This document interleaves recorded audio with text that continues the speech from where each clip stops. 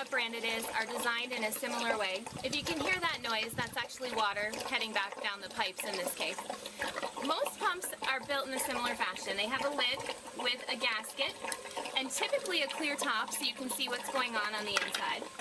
You've got a basket with a hole in it, which should line up with the front pipe coming into the pump, and it normally recesses down onto the inside a little bit.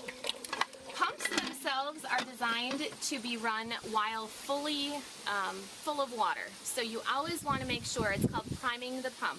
You always have to have water in it before you turn it on because that's what helps the motor and everything get running. In the case of a swimming pool system, which is either higher or lower than the pool, we did talk in a previous segment about how you should close the valve.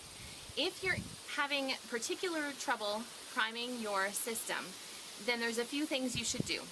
The first thing is make sure that there's enough water in the lines. So fill up the pump basket itself. Also put the garden hose in there so that you get some of the water back into your plumbing lines. That's one thing. Another thing that you should do is check the plugs in the pump itself, because even if you have the slightest air leak, it'll make priming your pump that much more challenging. Make sure that your lid is going on tight. Sometimes you can put some type of lubricant sold specifically for swimming pool systems onto the gasket, so that helps to prevent any of the air leaks. And then if it's anything other than that, depending on what's going on with the system, there might be some ways to kind of troubleshoot and figure out what that is, but again, you'll want to refer to your pool professional to make sure that you know what that is. So when you have your water in your pump basket and you're ready to turn your system back on, make sure that you put your lid back on securely.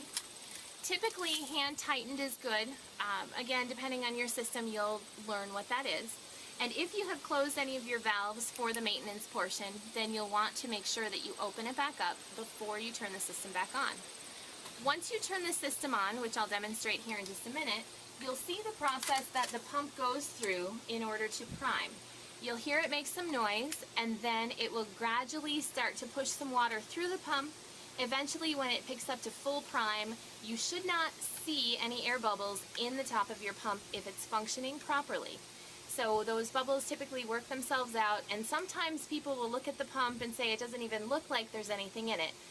When it's working properly, you hardly can tell that there is water in there, but you'll know that it's working because of the water flow through your system. So I'm going to go ahead and open the valve, turn the system on, and we'll watch the pump prime.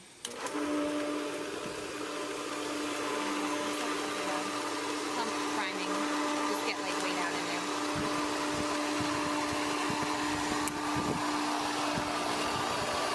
So as you can see, the pump is making some noise. We've got some water flowing into the pump, but it's not at full prime yet.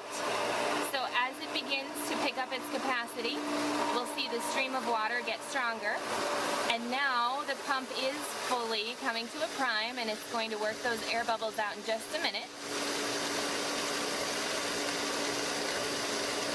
And when the system is fully primed, those air bubbles will be gone, and you'll just see either debris bouncing around in there, or if you cleaned it out, you won't actually see anything.